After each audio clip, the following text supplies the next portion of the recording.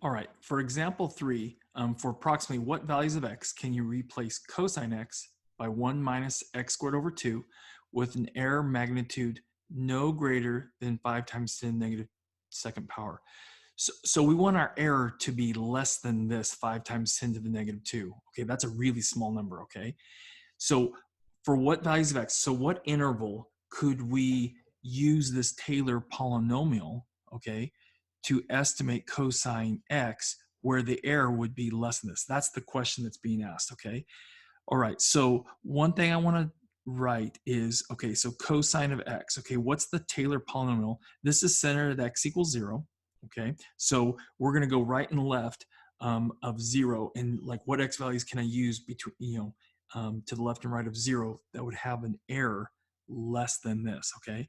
So cosine of x is, remember, it's 1 minus x squared over 2 factorial plus x to the 4th over 4 factorial minus x to the 6th over 6 factorial plus dot, dot, dot, right?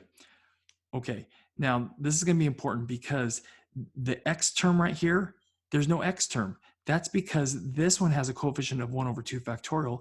This one has 1 over 4 factorial. This is 1 over 6 factorial for x to the 6th. Okay, so why are we missing x, and we're also missing x cubed, and we're also missing x to the 5th? It's because there's 0, the coefficients for those are 0. So this is really, and this is going to explain something in a minute, okay? This is really 1 plus 0x minus x squared over 2 factorial plus 0x cubed plus x to the 4th over 4 factorial. Okay, this is really over 3 factorial, and this is really over 1 factorial, okay? And then plus 0x to the 5th, this would be over 5 factorial, okay? But because the 0 is just gonna, it's not going to be there, right? And then minus x to the 6th over 6 factorial, okay? All right, and then plus dot, dot, dot. Okay. All right, so now what we have to recognize is that this 1 minus x squared over 2 factorial is 2. That's what we're looking at right here, okay? So the Taylor polynomial of order 2 for cosine x is 1 minus x squared over 2, okay? So this would be the first order Taylor polynomial. It'd be 1 plus 0x. This would be the second one. This would be the third one. But since this is 0, the second order polynomial and the third order polynomial are exactly the same, okay? Because this next term is 0, right? So the second one, the second order, and there really isn't a third order, it's just it goes to a fourth order, right? But the third order, if we were to have one, would be this, and it would be exactly the same as 1 minus x squared over 2. So this is also equal to, okay, so I'm going to write, but the second order Taylor polynomial has to equal the third Taylor polynomial at x. Okay, and there's a couple reasons we need to use the third one, all right? Okay, because then that's going to be r sub 3 that we're going to use, okay? Here's why. If I try, this would be if I use the second derivative, right? Or not the second derivative, the second order Taylor polynomial, I would have to use the third derivative. I already know the third derivative is going to be 0. So really, since the third Taylor polynomial and the second Taylor polynomial are exactly the same, I'm going to use the third Taylor polynomial, okay? And then when I go and I'm going to do the n plus 1 derivative, so that'd be the fourth derivative. Well, the fourth derivative, I'm going to have a value, okay? All right. Okay, so that, I know that was difficult to understand maybe a little bit, all right? Okay, so let's go through this, all right? So the second order Taylor polynomial and the third order Taylor polynomial are exactly the same, all right? So that means our error is going to be r sub 3 of x. Okay, so what do we know about this? Okay, so that means this is equivalent to, and it's from the last page, okay, that'd be equivalent to the absolute value of the, since we're doing the third order, it'd be the n plus 1 derivative, so that'd be the fourth derivative, okay, at c, right, over the 3 plus 1, or 4 factorial, times x to the fourth power, the absolute value of it, okay? All right. So then this is equivalent to, okay, and what I want to do is I need to start finding derivatives for f. Okay, so I know f of x. I'm going to slide this up a little bit now. Okay, I know f of x is equal to cosine of x. And I'm going to kind of go through these quickly. Okay, so f prime of x would have to equal negative sine x. And f double prime of x would have to be negative cosine x. And f triple prime of x would have to be sine x. And then the fourth derivative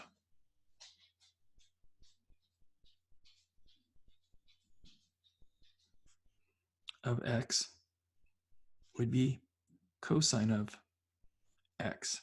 Okay, so the fourth derivative of c is cosine of c, right? Okay, so the absolute value, cosine of some value c, okay, and that c value is somewhere between the x and 0, okay, times, well, I'm going to do it like this, over 4 factorial, and then x to the fourth power. Okay, so now what I have to do is find the maximum of cosine.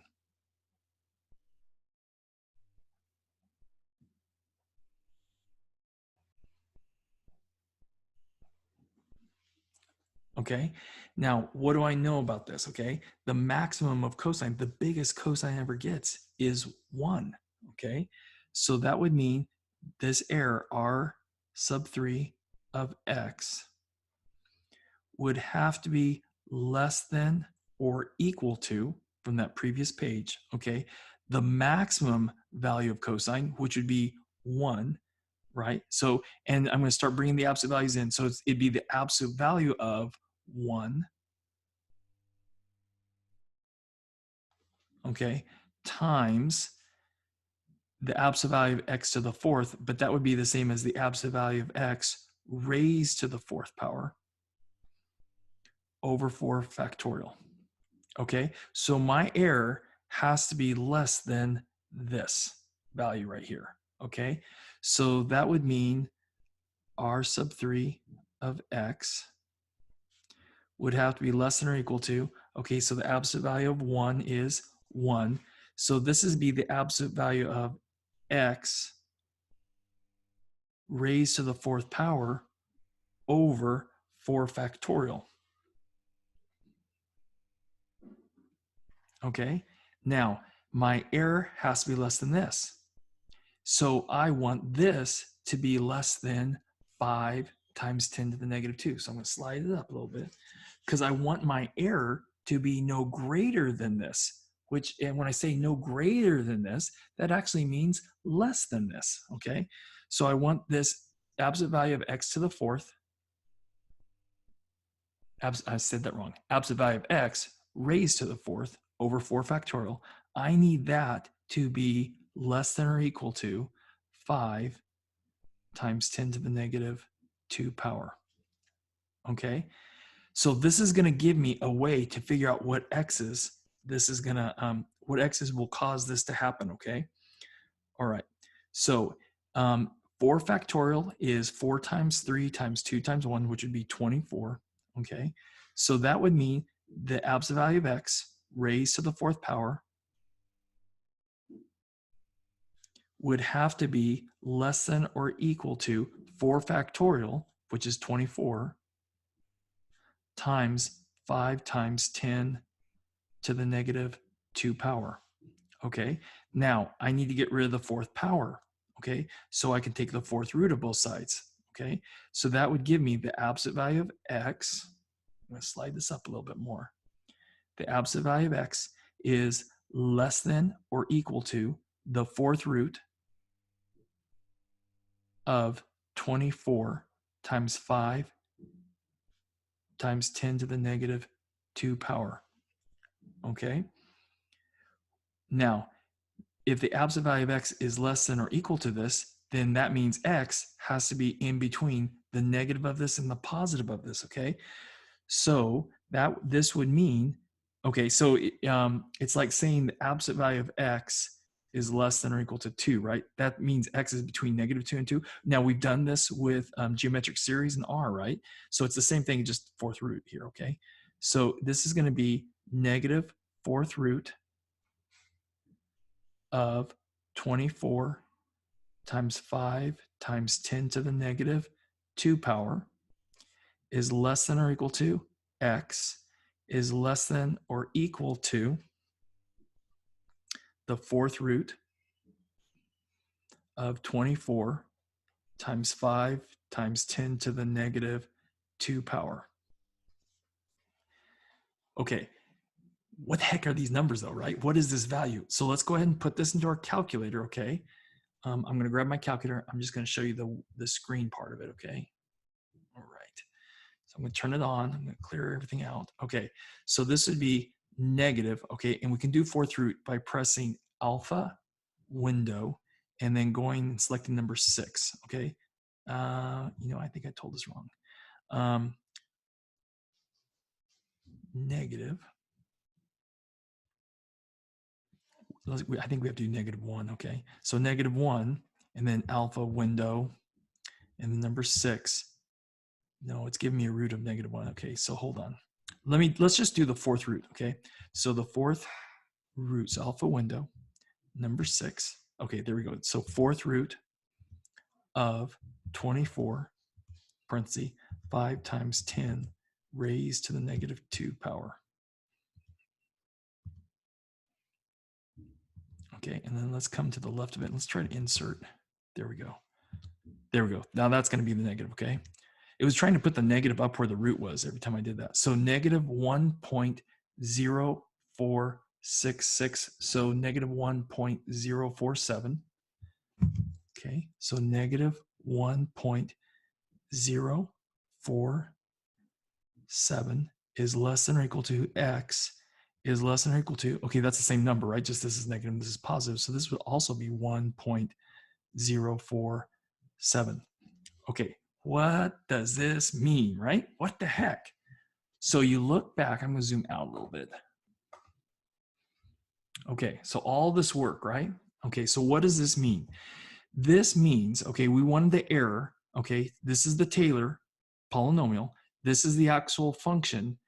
What x's could we use where we would have an error less than 5 times 10 to the negative 2? Okay, so doing all this work, this tells me that if I pick any x value between negative 1.047 and 1.047, including those, okay, I would have an error between the Taylor polynomial that I'm using and cosine of x of no more than this 5 times 10 to the negative 2.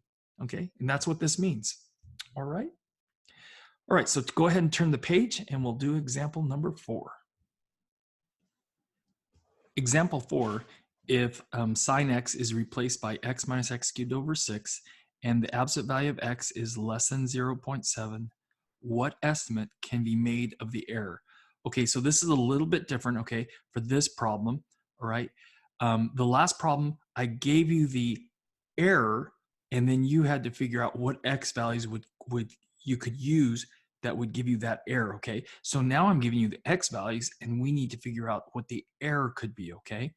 All right, so now let's write sine x out, okay? So sine x, and that's gonna be our function, okay? Sine x is equal to x, all right, minus x cubed over 3 factorial which is 6, okay? Now, the next term in this would be an x to the 4th power, right? But what we know is sine x doesn't have an x to the 4th power because the coefficient of it is 0, okay? So this is a third order Taylor polynomial for sine x, okay? All right? And actually I should put approximately. Okay, so sine x is approximately x minus x cubed over 6. This is a third order Taylor polynomial. There's the next term would be plus x to the 5th over 5 factorial, and then minus, and then be x to the 7th over 7 factorial plus, okay, dot, dot, dot. Okay, now,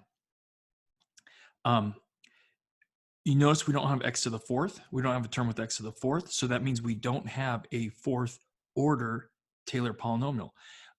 We don't have an x to the 6th power. We don't have a Taylor polynomial of order 6, okay? Or a 6th order Taylor polynomial. We also don't have an 8th, okay? That's because for all of those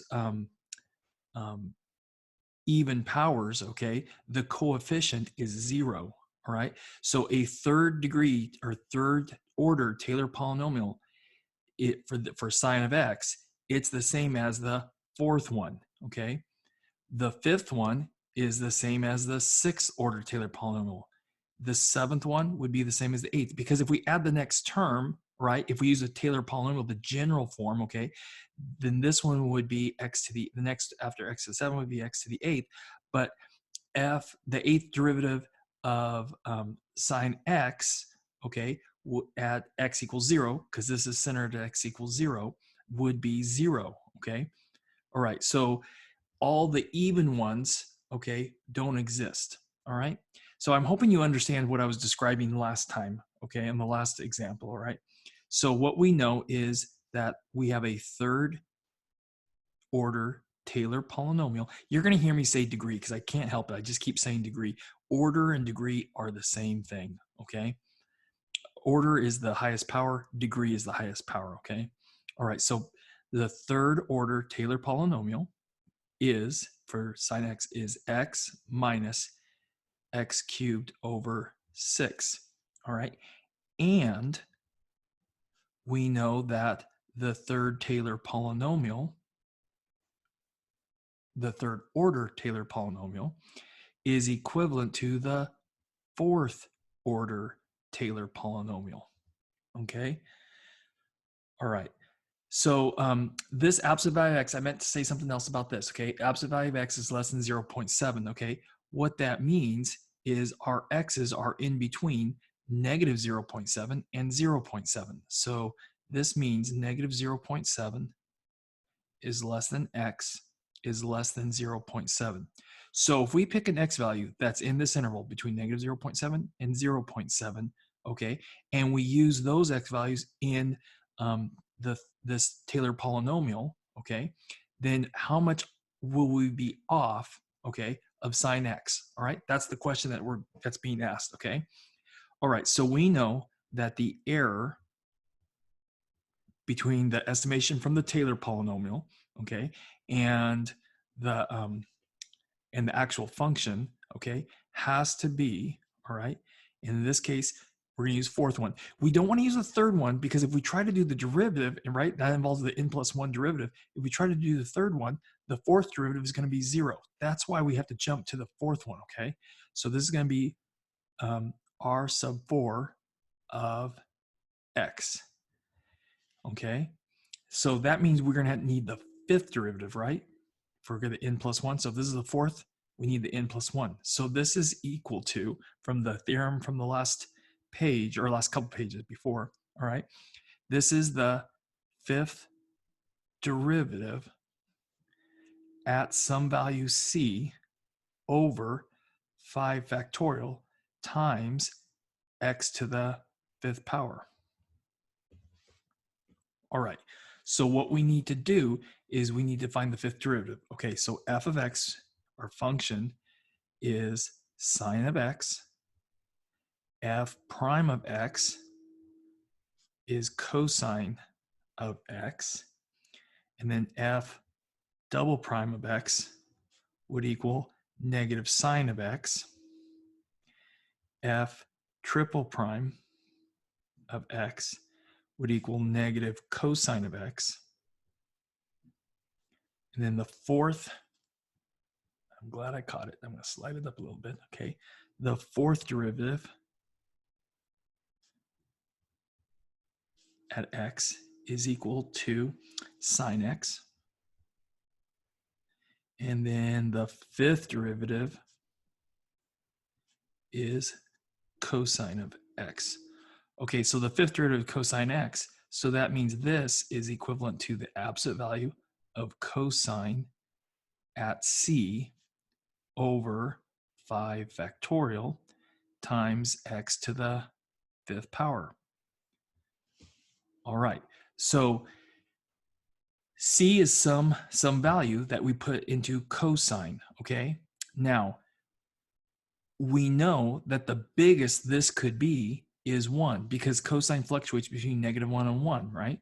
So cosine of c, all right, is going to have to be less than or equal to 1, okay? So we're going to need to find the maximum of cosine of x, okay? All right, so that would mean that this is less than or equal to, okay, the absolute value of, and this would be 1, so it's going to be the absolute value of 1. I'm breaking this up because to take the absolute value of this, we take the absolute value of this, and then we take the absolute value of this, but the absolute value of x to the fifth is the same as the absolute value of x raised to the fifth. And then we really don't even need an absolute value for 5 factorial because automatically that's going to be positive, okay? So this is going to be less than or equal to, from our formula, the maximum of this, which would be 1, so the absolute value of 1, times the absolute value of x raised to the fifth, all over 5 factorial. Okay, so the error is equal to this, which is equal to this, which is equal to this, which has to be less than this. Okay, so that means that our error has to be less than this. Well, the absolute value of 1 is 1. So this is the absolute value of x to the fifth, okay? So our error has to be less than or equal to, and this is just 1, so this would be the absolute value of x raised to the fifth power over 5 factorial. Well, okay, then up here it says the absolute value of x is less than 0.7, okay? So this absolute value of x, okay, has to be less than 0.7, so that means this would have to be less than, and I'm going to replace the absolute value of x with 0.7, so 0.7 raised to the fifth power over 5 factorial.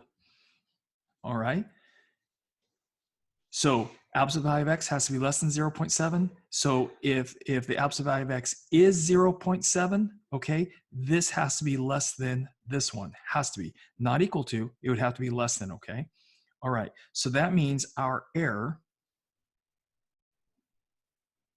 must be less than or equal to, okay, exactly 0.7 to the fifth. You know what? I shouldn't have said less than or equal to. It's just less than.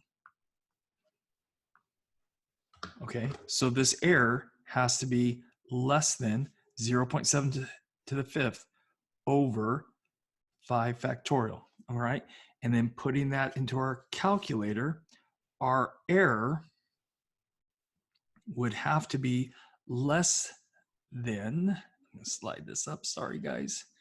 Our error would have to be less than, okay, and I put it into my calculator, and this is what I have. Okay, so 0.7 to the fifth over 5 factorial, 0.0014. Okay, so I'm going to go all the way out to the fourth decimal place. So our error is less than 0.0014. Okay, so what I want to do is I want to pull up the graphing calculator and show you what is meant by this. Okay, all right. Okay, So here's our graphing calculator. This is what we were doing earlier, I think on the first example, all right? I want to go to y equals, all right? And I want this to be sine x, okay? And then this, I want to be just this part, just x minus x cubed over 3 factorial. So I'm going to go through and delete all of that.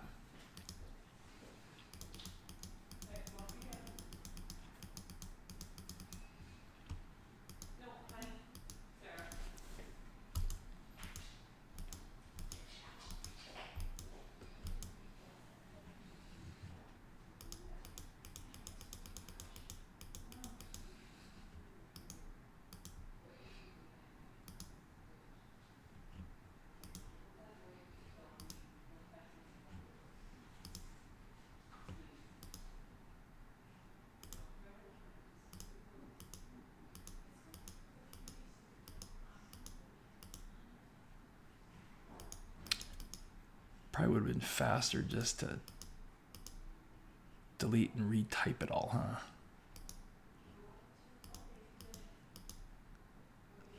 Okay, now the x's were between well, the absolute value of x was less than 0.7. So we want to go to our window, okay, and I want to change my x min to negative 0.7 and my x max 0.7. Because the x's that I was putting into this, I said they had to be between negative 0.7 and 0.7. My x scale, I'm going to set at 0.1.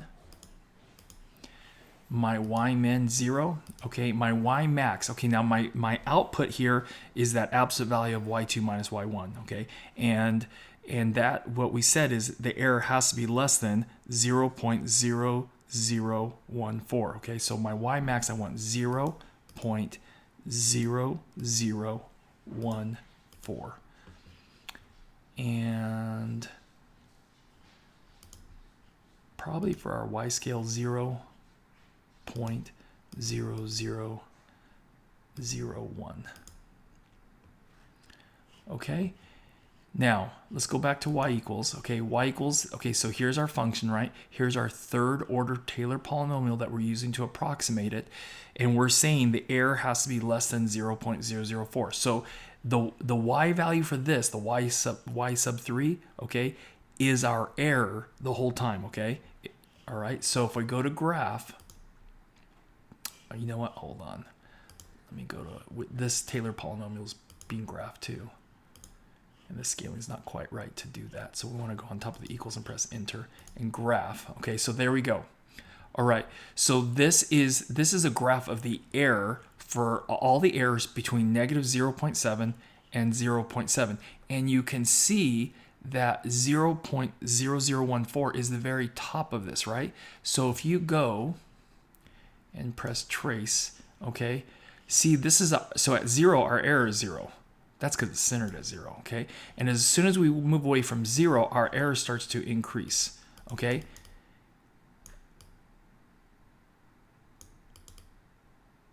And if you type in, like if we type in 0.69, which is really close to 7, right? Okay, so our error at 0.69, okay, is 0.00128, right? 13, so that's under 0.00014. And what this is showing you is that the error between negative 0.7 and 0.7 is always going to be less than this top of the screen, which is 0.0014. So this is just another way of like showing you that, a visual way of showing you that, hey, we're correct, okay? Based on what our x's that we're putting into this approximation and what our error will be, okay? So I just kind of, like, this is so abstract and strange, I know, that it's really hard to know, am I even doing it right? And so here's a way visually to see if you're doing it right. If you have the error and you know what x's you're putting in to the approximation, you can graph it and say, hey, yeah, this is working out, okay? So I just wanted to show you a visual way of doing this, okay? It's very similar to what we did on example, I think it was example 1, okay, where we found the Taylor polynomial, the ninth order Taylor polynomial that would fit those conditions, okay? All right.